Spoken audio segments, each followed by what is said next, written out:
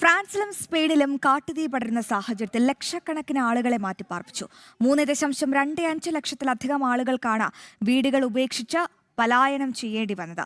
ഇതുവരെ ഏകദേശം 42,000 ഹെക്ടർ പ്രദേശമാണ് തീപിടുത്തത്തിൽ കത്തി നശിച്ചത്. നിലവിൽ തീയണയ്ക്കാനുള്ള ശ്രമങ്ങൾ പുരോഗമിക്കുകയാണ്.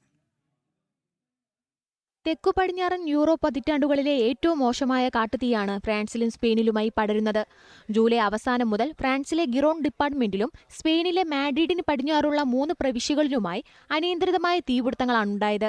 ഉഷ്ണതരംഗങ്ങൾക്കിടയിൽ ഇരു രാജ്യങ്ങളും ചെറിയ കാട്ടുതീകളെ നേരിട്ടു. എന്നാൽ ജൂലൈ 22-ന് ഫ്രാൻസിന്റെ മെഡോക്കിലെ സൗമോസിനടുത്ത് ഉണ്ടായ തീപിടുത്തം ലെച്കാപ് ഫെററിലേക്ക് ആഞ്ഞടിച്ചു.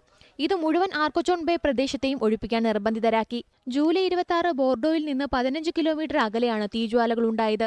ഇതോടെ ഗിറോണ്ടയുടെ പ്രീഫെക്ചർ 2 ലക്ഷം പേരെ പുറത്താക്കാൻ ഉത്തരവിട്ടു. സ്പെയിനിൽ ജൂലൈ 20-21 അവിലയിലെ സിയാറ ഡി ഗ്രഡോസിലെ ബർഗോ ഹോണ്ടയ്ക്ക് സമീപം ആരംഭിച്ച തീപിടുത്തം വാലെ ഡി ഇരിവേലസ് പ്രകൃതി സംരക്ഷണ കേന്ദ്രത്തിലൂടെ പടർന്നു. ജൂലൈ 26 അതിന്റെ ചുറ്റളവ് ഏകദേശം 160 കിലോമീറ്റർ ആയിരുന്നു. ഇതോടെ 89,000 ആളുകളെ ഒഴിപ്പിക്കേണ്ടി വന്നു. നിലവിൽ കാട്ടുതീ ഫ്രാൻസിലും സ്പെയിനിനും അപ്പുറത്തേക്കാണ് വ്യാപിച്ചിരിക്കുന്നത്. പഗ്ലിയയിലൂടെ പ്രത്യേക തീ പടർന്നതോടെ ഇറ്റലി അഡ്രിയാറ്റിക് തീരത്ത് നിന്ന് 100 കണക്കിന് ആളുകളെ ഒഴിപ്പിച്ചു. അതേസമയം സ്കോട്ട്ലാൻഡും മറ്റ് മെഡിറ്ററേനിയൻ രാജ്യങ്ങളും കാര്യമായ തീപിടുത്തങ്ങൾ റിപ്പോർട്ട് ചെയ്തിട്ടുണ്ട്. ന്യൂസ് ഡെസ്ക് ജനം.